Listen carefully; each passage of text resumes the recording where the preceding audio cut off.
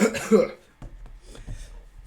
everyone, welcome to CVEN 2303 Structural Analysis and Modeling.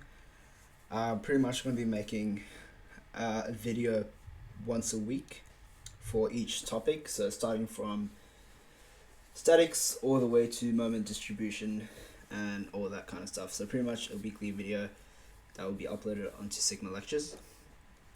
I'm a bit behind in terms of videos, but probably crank out a couple of them today and then whenever, just to make up for it. Alright, I guess I'll start off with a brief overview of the course. So starting off week 1, we've got revision of statics, so that's pretty much just a revision of Eng 1300 and Eng 1300 shear force diagrams and bending moment diagrams for beams, frames, and then we're also going to be looking at truss analysis, which last time we probably did it was in Eng 1300. So that's week 1. Week 2, we've got conjugate beam method. So the aim for week 2 is to be, figuring out our deflection or slope at any point in a beam. So you might have like a beam like this, and with some sort of loading, right, it's going to deflect a certain amount. And the technique that you're going to learn to figure out that deflection or that deformation is going to be using the conjugate beam method. Week 3, we've got virtual work method. That's also finding displacements. The thing about week 3 is that we're going to be using it later on as well when it comes to week 7 and week 8. So it uses the principle of virtual work method. I'll touch on that in a bit. Week 4, we've got stiffness method. This is also finding displacement and as well as our internal forces, such as our axial forces, shear forces, and reactions. So that's for beams and frames mainly. But for trusses, it will mainly just be finding our axial forces and displacements at a certain point. Week 4, there's 2 parts to it. There's stiffness method for trusses, and then in addition to that, we also have temperature and fabrication effects. So temperature and fabrication effects also, like temperature, all that kind of stuff, kind of affect our deflections at a certain point, which I'll cover in week 4. Week 5, we've got stiffness method for beams and frames. Let me add that in actually. And frames.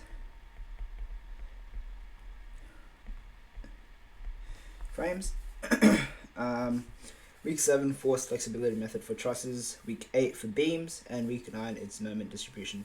So on the side you might see, you might have seen that I've got some stars over here just to represent the difficulty of each week. So week 1 to 3 are pretty simple, pretty chill. Week 4 and week 5 are I've given it 3 stars, meaning they're the most difficult.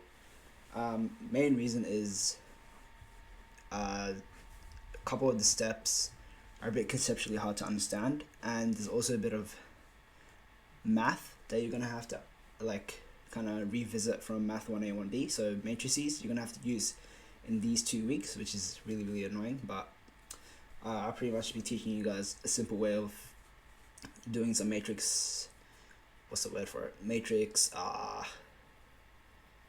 okay, I don't know. Anyways, week 7, week 8, they're not too hard actually, they're pretty simple, and as I said, they use the virtual work method from week 3. Week 9 is a bit of a oddball, like I'll put it somewhere in between. I'll give it 2 stars as well. It's not too bad, but it's not overly simple either. Alright, cool. With that overview done, I'll move on to the week 1 content now. So the way I've kind of set it out is I've kind of set out the steps. This is something that will be repeating throughout the next couple of weeks, throughout the entire term actually.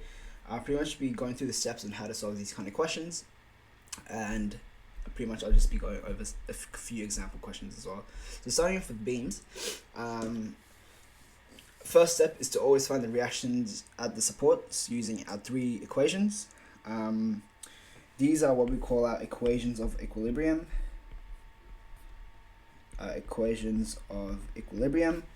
Pretty much we're going to be using all 3 of them to figure out our reactions at the supports.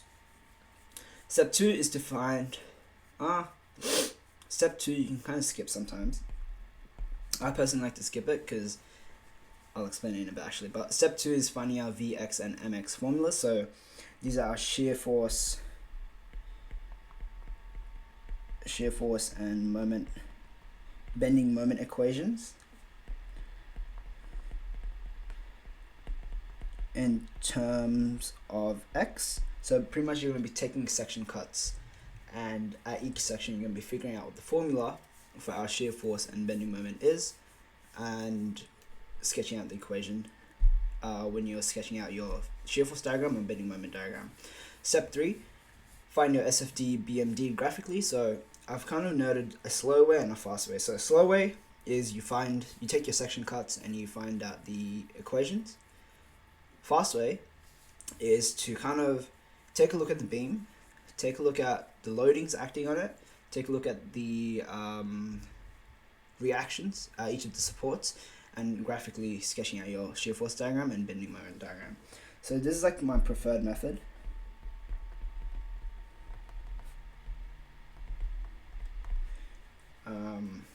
It's good to get, later on you're going to be sketching a lot of shear force diagrams and bending moment diagrams, so it's good to get used to this step over here. So I'll go through an example really quick. Why has it stopped working? Okay, so this question, let's take a look. So for simply supported beam shown in figure 1, calculate the reactions B and E. So as I said earlier, we're going to be using our equations of equilibrium to figure out the reactions. So what I've done, first of all, I've converted this into a point load, our distributed loads. I've converted them both into point loads. I've also marked up what our reactions are at each support. So we've got a roller support here, so it's going to only have a vertical reaction, and then here we've got a pin support, which means we've got a vertical and a horizontal reaction. Now summing the force in the x direction, because there's nothing in the x direction, our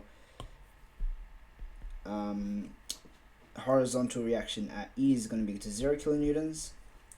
Summing the forces in the y direction, we can see we've got two unknowns going upwards, and then we've got 80, 50, and 50 going downwards. So taking positive as upwards, we can say by plus ey is equal to minus 50 minus 80, which we have here, minus 50, which is obviously going to be equal to 0. So to eliminate one of these unknowns, what I'm going to do is I'm going to take the moment about either B or E. In this case, I've taken B to find the reaction at E. So if I take the moment around B, this By I can ignore. And as you can see, I get 12 times Ey, because we've got 5 plus 5 plus 2. So this is 12 meters, and this is Ey. 12 times Ey minus 11 times 50. So it's going to be from here to here. This is 11 meters. Minus 5, so this is the 5 that we're talking about, 5 meters, and where are we? Plus 2 times 80, so plus 2 times 80. So, and I've also taken anti-clockwise as positive, so you can see that this is going clockwise, this one's going clockwise, this one's going anti-clockwise, this one's going anti-clockwise. That's why these two are positive, the other two are going to be negative. So in that case, I can find Ey, sub it back into this equation up here to find By, and these are our reactions. Pretty simple. So now part 2 is going to be draw the shear force diagram and the bending moment diagram, indicating the magnitude and sign of all the actions at A, B, C, and D and E. So the slow method, I'm going to need to take cuts, so I can take cut here, wherever, right? This I'll probably cover in week 5 when you actually will need to take it. At the moment, you don't really need to care about it, so I'm not going to go through it. So I've drawn a little free body diagram here. Force body diagram, whatever it's called, I don't know. And this is 50 kilonewtons here. We've got the 80 kilonewtons the 50 kilonewtons and our two reactions over here. So I'm going to go through the fast method. I'm going to go step by step and kind of explain how I get my shear force diagram to look like this. So this is the correct shear force diagram, I hope. I'll quickly double check it, but I'm going to start from the left hand side and work my way towards the right. Now, taking a look at the loading, okay, let me get rid of this 80 really quick. Taking a look at the loading, we can see that the shear force diagram, the shear force from this point to this point is going to decrease because of the UDL. So it's going to be a linear decrease. So this is going to cause a linear decrease. And the amount it's going to decrease by is going to be 80 kilonewtons. So, so after 4 meters, it's going to go down per meter by 20 kilonewtons. So after 4 meters, it's going to go down to minus 80 kilonewtons, which is what I've got here. Now at this reaction, it's going to go up by 126.67. So it's going to go up, which leaves us with a shear force of 46.67 up here. Now, because there's no loading from here to here, where I've shaded it, our shear force is going to stay constant. However, when this point load is acting, it's going to decrease by 50, and again, there's no change in our shear force where I've shaded it, so it's going to stay constant. So it's going to stay constant here. And then again, due to the UDL, it's going to decrease linearly by 25 times 2, which is 50. So it's going to decrease by 50. And then at our final reaction, at our final support, it's going to go up back to 0. Now, you're going to do a quick sanity check. The shear force at the start and the end should always be 0. So if you figure out that, let's say, while I was calculating my reactions, that I said that this was 43.3 instead of 53.3, my shear force diagram would have ended just a bit short. Which means somewhere I've kind of messed up my calculations. But in this case, because, what's going on? In this case, because it reaches back to 0, everything's all good. I know my shear force diagram is correct, and I also know that my calculations earlier are correct as well. Now, I've kind of done like a bit of an annotation here. It starts at 0. I should also point out that it ends at 0. I'm forgetting something here. I'm going to say there's a linear decrease.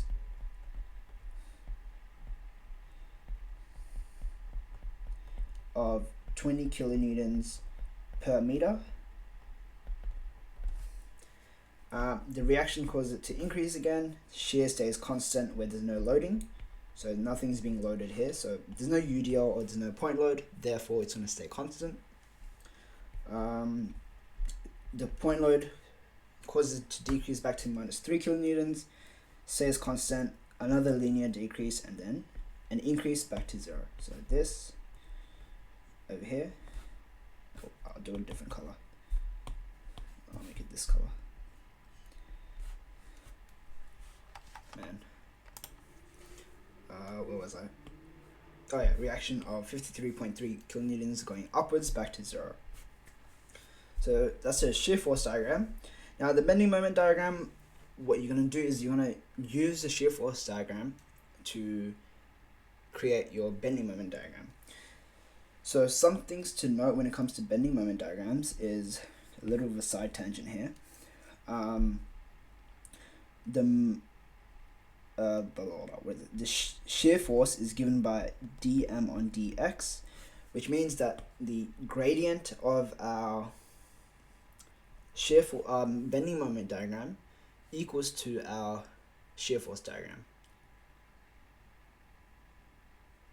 Hold on a second. Yeah, that's right. So we're going to take a look at our gradient. Another way to put it basically is going to be like m is going to be equal to the integral of v dx. So we're going to be taking the area under the curve for our shear force to create our bending moment diagram. Um, now, I kind of explain how to draw it. Just a couple set of rules to remember.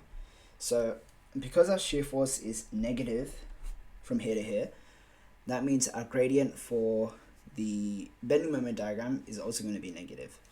Up here, shear force is positive, so the bending moment diagram, the gradient is going to be positive, so it's going to be increasing. So over here it's going to be decreasing, over here is going to be increasing, again decreasing for the rest of the curve. So that is incorrect. Wait a second. This should be like that. Okay, cool.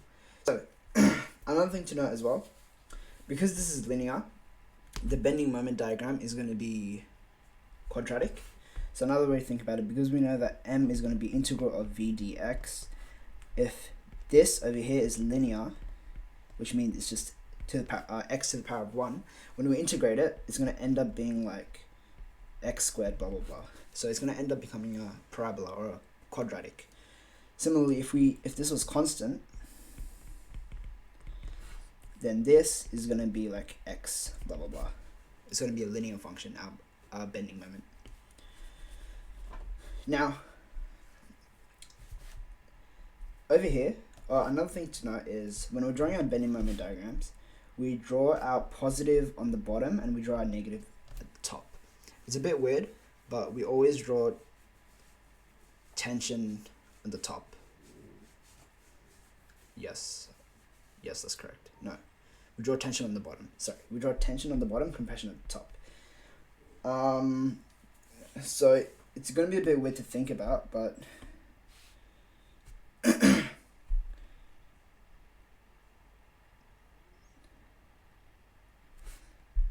I've actually done this wrong. In this case, I've actually drawn tension on the top and then compression at the bottom. But in reality, or like in the real world, in the industry, it's going to be flipped, which I'll explain in a bit. Okay, I won't confuse you guys with that at the moment, but for now, what I'll focus on is how do we get these values and how do we get this shape over here. So first things first, as I said, it's going to be because our shear force is negative, I'll do it in green. Shear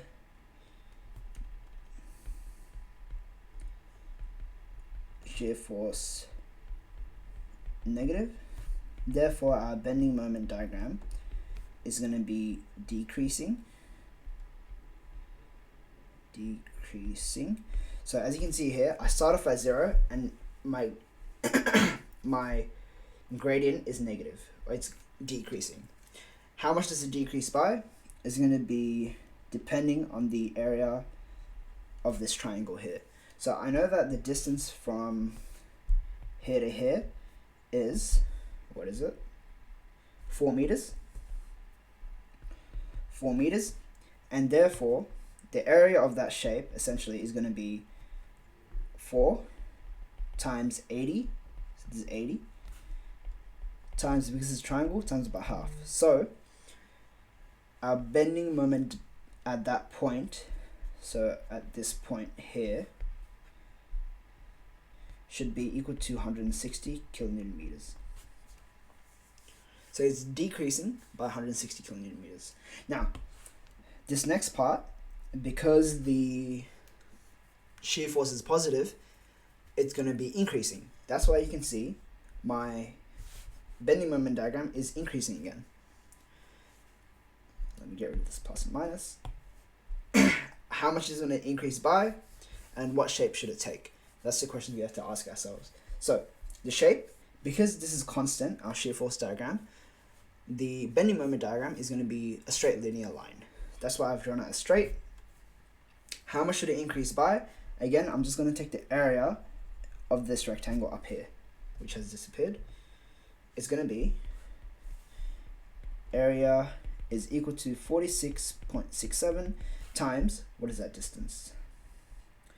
5 meters. Which is going to be equal to, put down the calculator, let me do it in my head, 46.67 times 5, 233.35. So it's going to increase by that much. So the distance, I guess, between here and here, so this arrow, is going to be equal to 233.35. That's how much it's increased by. That's what I've done. 233 minus 160 is equal to 73.35. Cool. The next part is going to be a bit simple. I'm going to focus on this rectangle first.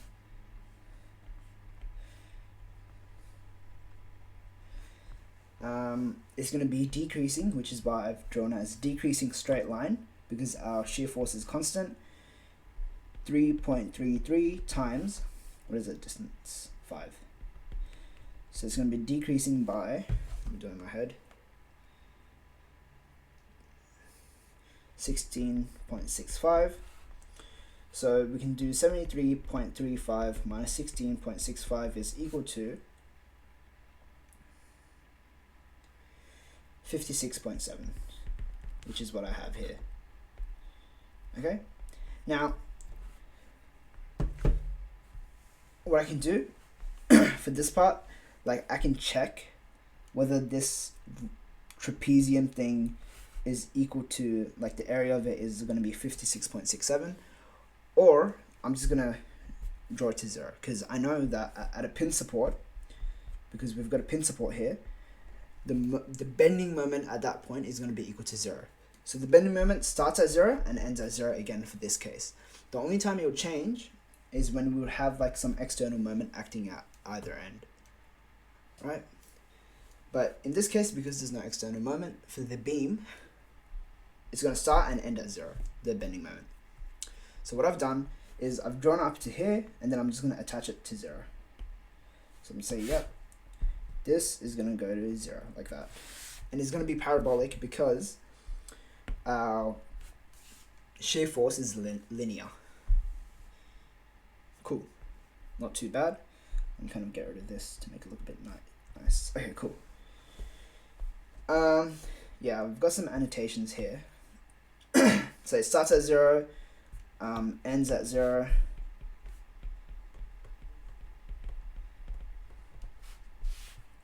A linear decrease because our shear force is negative and it's a constant.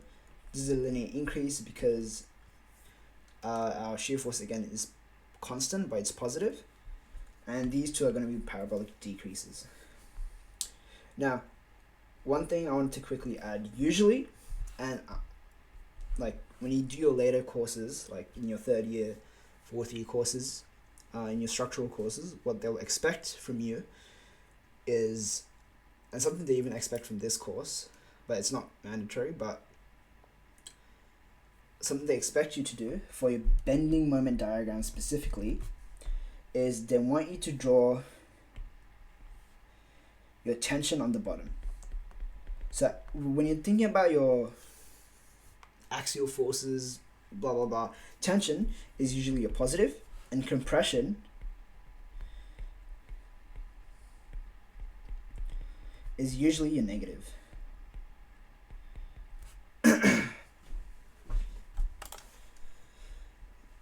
I'll explain it with this quick example. Is, let's say we've got a simply supported beam. Let me make that a bit more clear.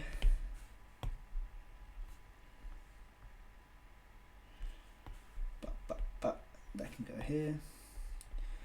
Simply supported beam with a UDL on top. The way you would normally draw a bending moment diagram would look like this, right? However, what they want you to draw, or what they expect you to draw, is have the positive at the bottom. What's the point of this? If you think about how this actually deflects, it's going to deflect like this. So this is our beam.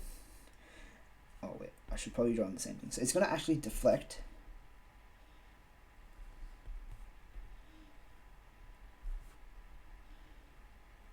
like that. So this bending moment diagram kind of represents how the beam itself is going to deflect. Now this is true for many other cases as well. So when you have, let's say, 3 supports like this, with a similar kind of loading.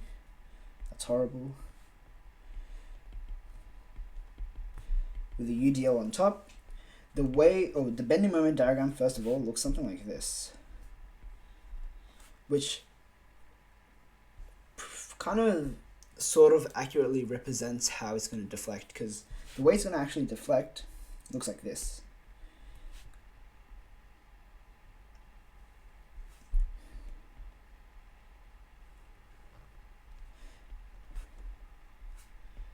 So you can see that it sags down here, and then over here is where it hogs. So when we have positive bending moment, that's what we call sagging. When we have a negative bending moment, that's what we call hogging. And similar to here, like if it bends like this, that's what we call hogging. If it bends like this, that's what we call sagging, which kind of makes sense, right? So the reason we draw tension at the bottom, or positive at the bottom, is so it can better represent how our beam is actually going to be bending. So you can take a look at the bending moment diagram and be like, okay, the beam is going to sort of bend like this, and later on you'll learn, like in concrete or maybe other subjects, you're going to need certain reinforcements. Here, I'm not even going to go into, actually, never mind, sack. So if I were to draw this bending moment diagram the way Daniel O'Shea wants, or like the industry standard way, it would be like this.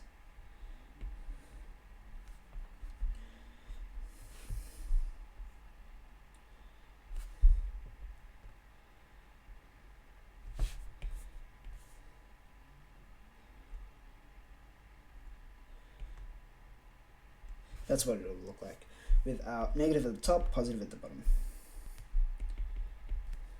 Was it 180? 160.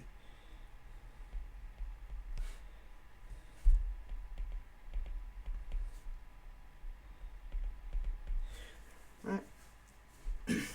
And if you take a look at what was the loading? The loading sort of looked like this.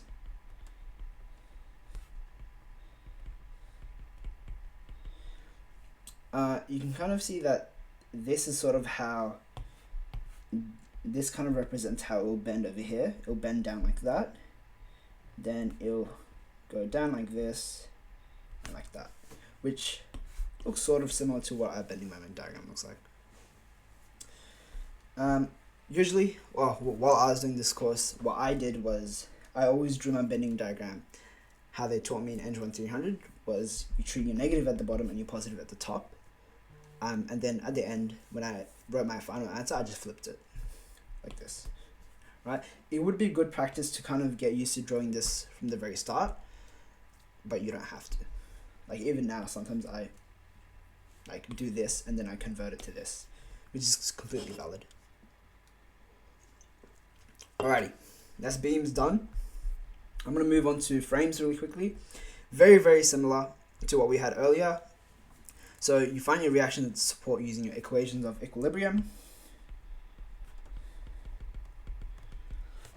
Then you can find your formulas in terms of x again, or you can just do it graphically. I'm just gonna go through an example like this. Okay, so first question is saying find the reactions at A and E. So at E we have a roller support, meaning that there's only a vertical reaction at that point. Over here we have a fixed support. Whenever we have a fixed support, so something like this, there are three components to it. You've got a vertical reaction, horizontal reaction, so X. You've got a vertical reaction, Y, and you've also got a moment that is being resisted at that point. So there's going to be that reaction. Another thing to note about this question is we've actually got a hinge at connection D. Now, the thing about the hinge is, first of all, there's no moments acting on that hinge, which means the moment around this point is going to be 0. So no moment.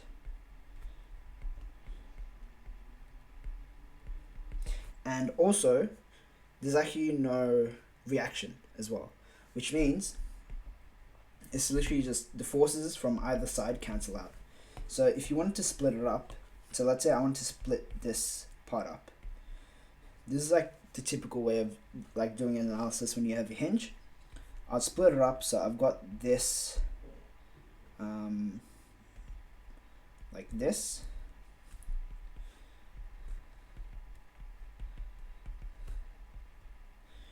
Alright.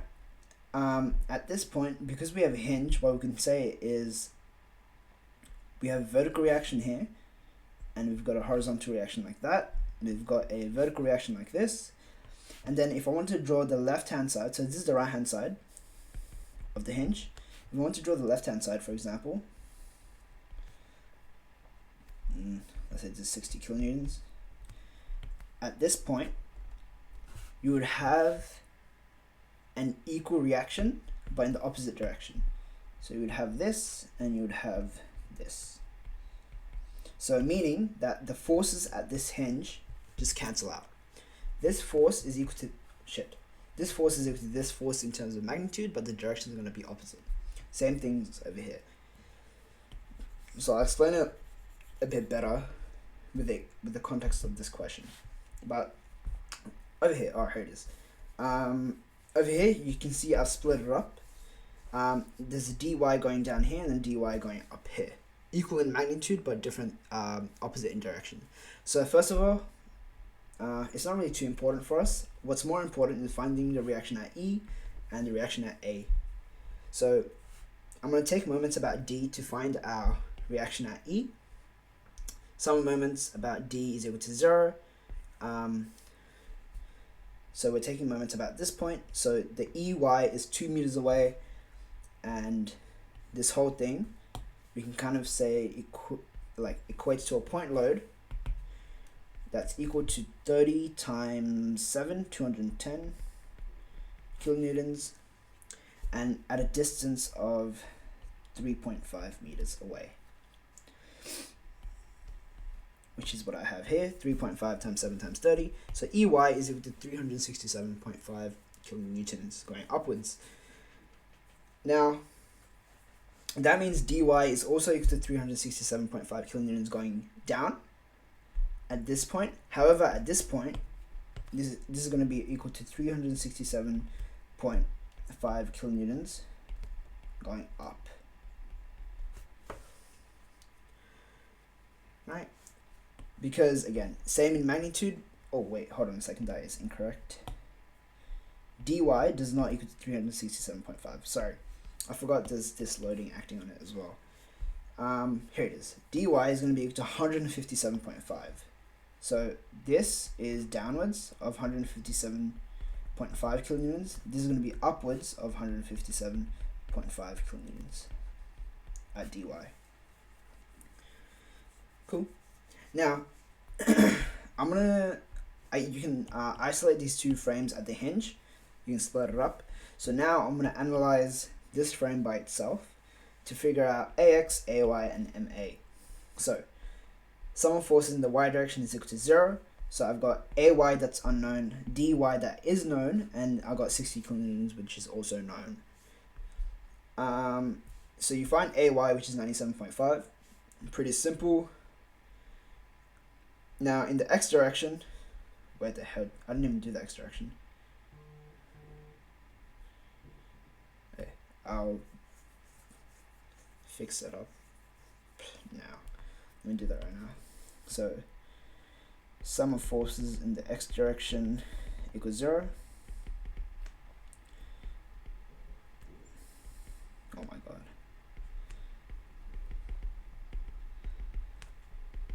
So 0 is equal to, in the right, I'm going 20 times, what is this distance? That distance is 6 meters. So it's going to be 6 times 20 minus AX. Yeah, so therefore AX is equal to 120 kilonewtons going to the left. Okay, lovely. Now, to find the moment at A, I'm going to take the sum of moments about A equals 0. So I've got MA going anti-clockwise, which means it's positive. I've got the force acting from here going clockwise, sorry. Therefore, it's going to be a negative. 60 times 4 comes from here, which is also going clockwise. And the 157.5, which is coming from our dy, which is going anti-clockwise. So it's going to be a positive. So MA, you get minus 1132.5 kilonewton meters. Lovely.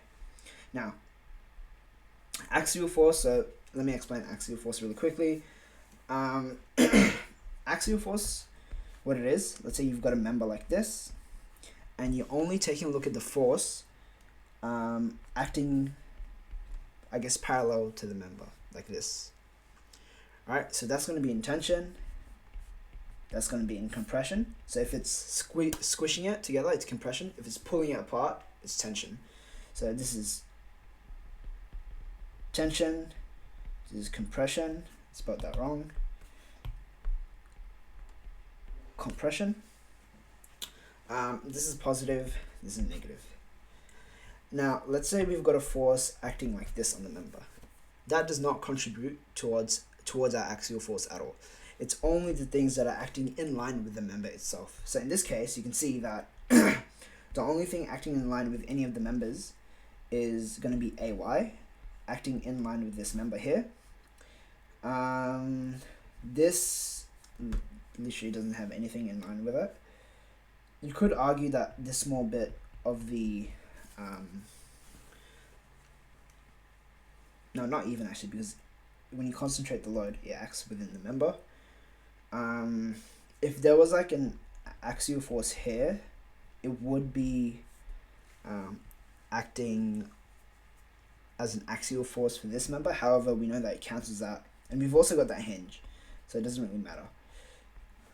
And yeah, there's really no other axial forces except for the one acting on this member. And the reason it's in tension, because it's getting pulled apart by AY, 97.5. Cool.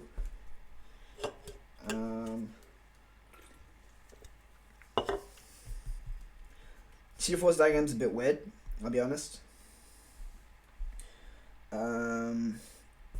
I've got this force, AX. So the hard thing to visualize is going to be the direction of your forces in this case. But what I like to do, I like to break each member up and make them into a beam to make it a bit easier to visualize. So for example, this one, I'm going to break it up here. Then I'm going to break this one. I'm going to break it up. This one, I'm going to treat it as 3 separate members. So I'm going to draw it up like this. This, maybe a bit lower, and then like this. Okay, now let's take a look at the loading acting on this member.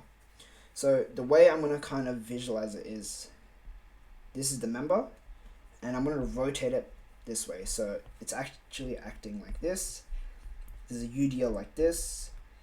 There's a reaction here, here, and here, like this. This is M, AX, AY, sort of like this. Alright, that's a horrible diagram, but let me just kind of simplify it down here. I'm gonna draw it out here. So this is my loading. This is my reaction, AX. AX is the only thing that contributes towards the shear force, so I'm only going to include AX there. Now, the next piece that I need, next member, sorry, is going to be this one, which has 60 kilonewtons going down.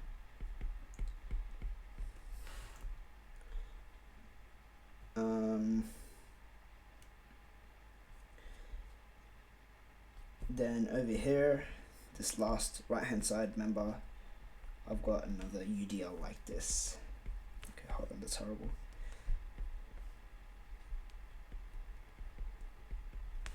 Like that, which is worth 30, 20, so this is going to be 20 kilonewtons per meter, 30 kilonewtons per meter, and I've also got a reaction here, EY.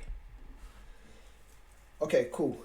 So this member represents this, this member represents this member.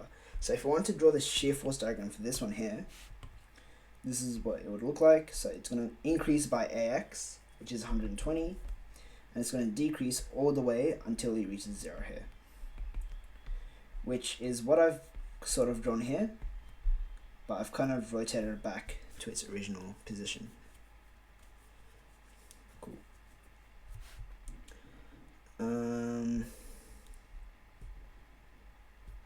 I've also forgot the loading here. This should be 97. No, sorry, 97.5.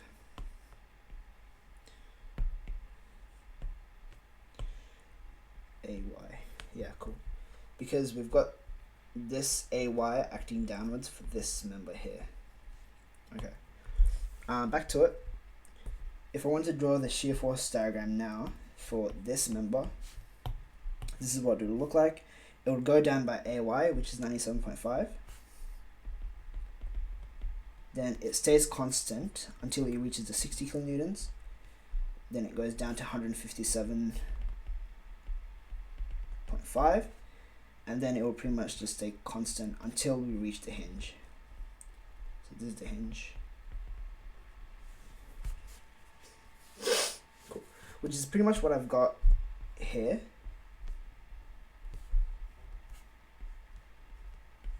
Like that.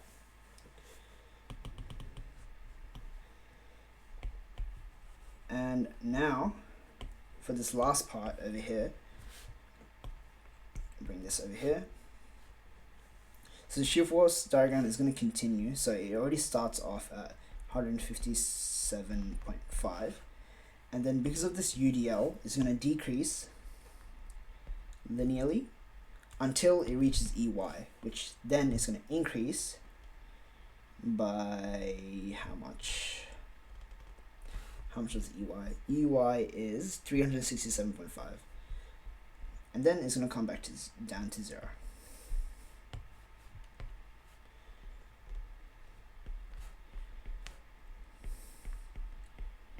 $367.5. So this value becomes 150, and then it's going to decrease back to 0. And then you just so that's how I like to kind of draw my shear force diagrams for frames. Kind of break it up into pieces and attach them. Okay. I won't go through it again. I'll just go through it once. Now this is the bending moment diagram. It's a bit weird, but because the main thing to note for a bending moment diagram is MA. If it is anti-clockwise, right, for a bending moment diagram, that means it's going to be negative.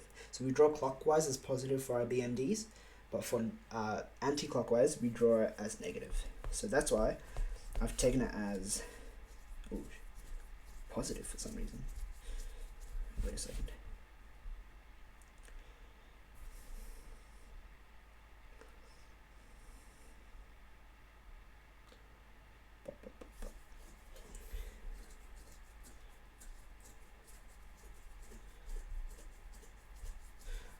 Oh, the reaction itself is clockwise, so that's why I've done it as positive. So this is this is the MA value that I calculated earlier. Where is it? Here it is. All right. So the moment acting at that point is 1132.5, but the actual reaction is going to be clockwise. So because it's clockwise, I've drawn it as positive, and now I've drawn it as, because our shear force diagram in this case is linear, that means it's going to have an increase parabolic. It's going to increase parabolically by the what is that? The area under this curve, which is 120 times 6, which is 720. Oh, and also, I also like to break it up.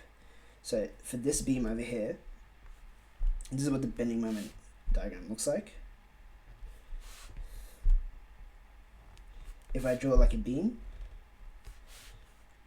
so 1132.5, 120 times 6 divided by 2, which is 360. So it increases by 360, 1492.5. Yeah. And I've drawn it on the tension side, which means I've drawn it on the bottom. And then you can rotate it if this is your beam, so this is my beam here, alright, you can kind of rotate it back to so it's vertical. Okay. Next, you have a linear increase here. The gradient should technically change, and the one thing to note is that at the hinge, as I said earlier, the bending moment is going to be equal to 0. That's why over here it crosses through 0, and then yeah, whatever. I'm gonna sack this so I can go through trusses and finish on time. So yeah, if you have any questions, you can probably just leave like a comment or something, or just reach out to me. I don't really know. Do whatever you want. So trusses. This is the third thing we're gonna cover as revision. So truss analysis. There's two methods: method of sections and method of joints. Method of joints is a bit slow, but it's pretty trustworthy, and it only uses two equations to actually figure out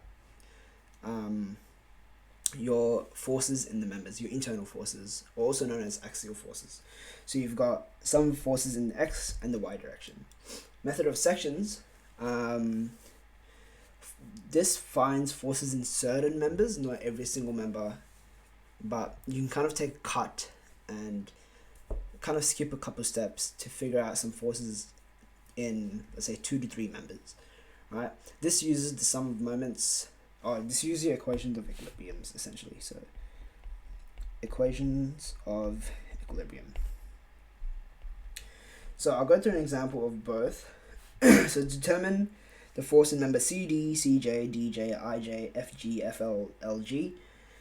So to figure out CD, CJ, and IJ, I'm going to take a cut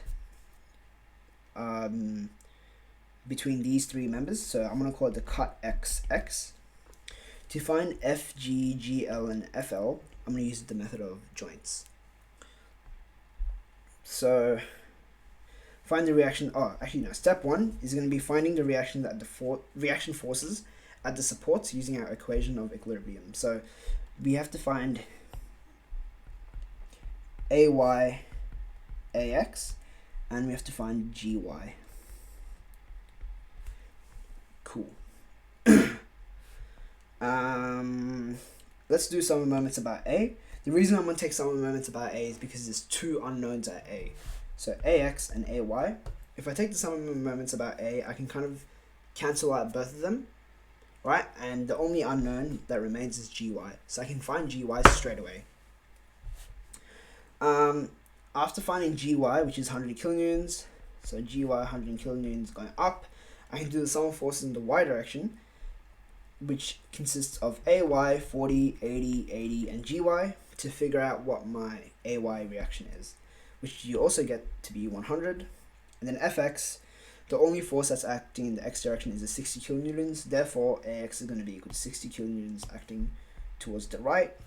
AY is going to be acting upwards, GY is going to be acting upwards. Cool. Now, finding the forces in the members. So I'm going to do the cut method first to find the forces in CD, CJ, and IJ. So taking the cut here, I've kind of drawn the free body diagram again. So this is where I took the cut, and the members that I've cut, what I'm going to do is I'm going to treat it like there are forces there acting in the same direction as the members, but I'm going to treat them as tension forces. So I've drawn this in tension, drawn this in tension, drawn this in tension. Originally, this is where the members were, but I've kind of replaced them with the forces, the internal forces that are acting within the member.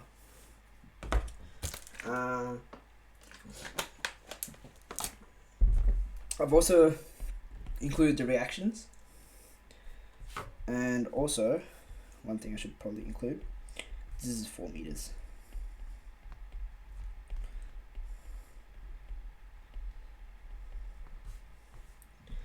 Lovely. So now, so there's 3 unknowns that we have to figure out. We can see that at point C, there's 2 unknowns sticking out of it. So I'm going to take the sum of moments about this point to kind of cancel out these two forces and figure out the force Fij. So sum of moments about C is going to be equal to 3 times Fij. So this distance here is 3 meters, as represented here. The distance from here to here is 4 meters, as I've just drawn in. This 80 kilonewtons also cancel out because the line, line of action? Whatever, it just cancels out. Same reason as why these two cancel out. And then whatever, blah blah blah, you end up getting Fij, so the force in the member Ij to be 213.33 kilonewtons.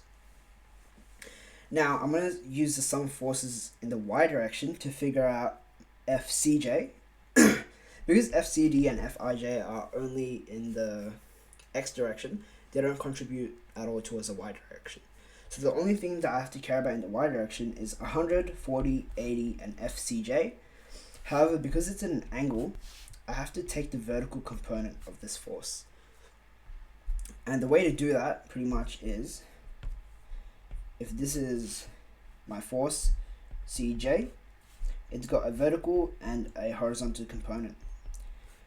So, I'm pretty much just going to take a ratio. So because this length is 3 meters, this is 4 meters, and this is 5 meters, Pythagoras, the vertical component is going to be 3/5 of the force in Cj. Alright, so I should probably do this. Let's say this is vertical force, this is horizontal force, and the horizontal force is going to be 4/5 times Fcj. Yeah, that's something back from Angel 1300. I'm not going to explain it, but you can see I've got the 100, minus 40, minus 80, and the minus 3/5 of Fcj, which we already know. Sorry, we don't know. That's what we're trying to find. So the only unknown is Fcj, which you can rearrange for and get 33.3. One thing to note, I always draw everything in tension, and then depending on what sign I have, I can determine whether it's in compression or whether it's in tension. Another way you can do it is you kind of visualize which way the forces are going to be acting, and then kind of draw your arrows in the right direction. But I find that a bit difficult to do in an exam, or like kind of takes away some time. So you just draw everything in tension. If you get a negative answer, just say it's in compression. Now, trying to find, so I've found Cj, I found Ij, I need to find Cd. So all the forces that have a horizontal component is going to be 60, Fcd, Ij, and also the horizontal component of Cj. So the horizontal component of Cj is 4/5 of Cj, and everything else is positive, so you get Fcd to be minus 246.67 kilonewtons in compression. So that's the method of sections. Usually what you want to do is take the moment first about a certain point to kind of get rid of two forces, and then you get one unknown. And also, like, you might be wondering, where do I take the cut? How do I know, like, where to take the cut, right? The rule of thumb is usually you want to cut a maximum of 3 members. So I don't want to cut something like this, but it cuts 1, 2, 3, 4 members. A maximum of 3 members, a straight cut is usually fine. Right, I can even cut it here, and then for 2 members usually works out, but that's the same thing as doing method of joints.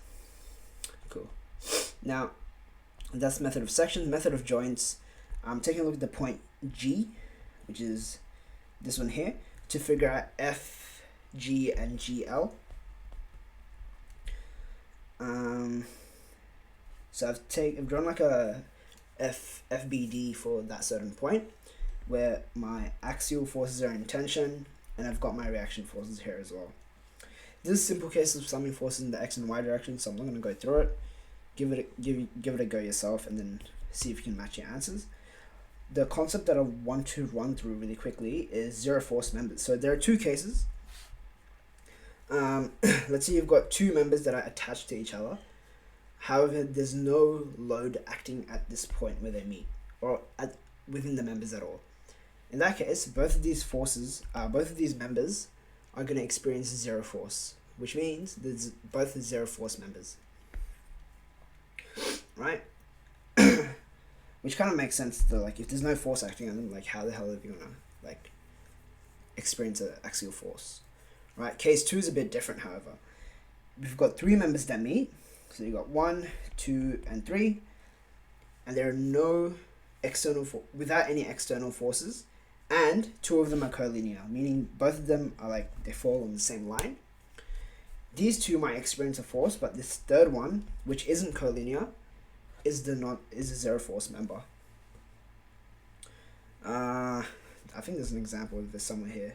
Oh yeah, DJ, here it is. So for example, this one here, we've got a member here that is collinear. Then you've got this one that's not collinear, non-collinear. However, there is external force. Hold on a second. Oh, DJ, sorry. I'm looking at this one. So this one and this one, they're collinear. However, this one is non-collinear, and there's no external forces acting where each of the members meet. Because of that, our DJ is going to be a zero force member. Pretty similar to EK as well. You see these 2 are collinear.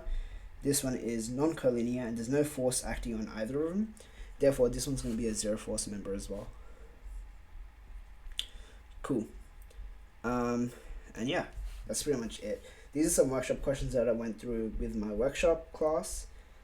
All of these are uploaded on my Google Drive, so I'll end the video there, and I'll see you guys next lesson. Thank you.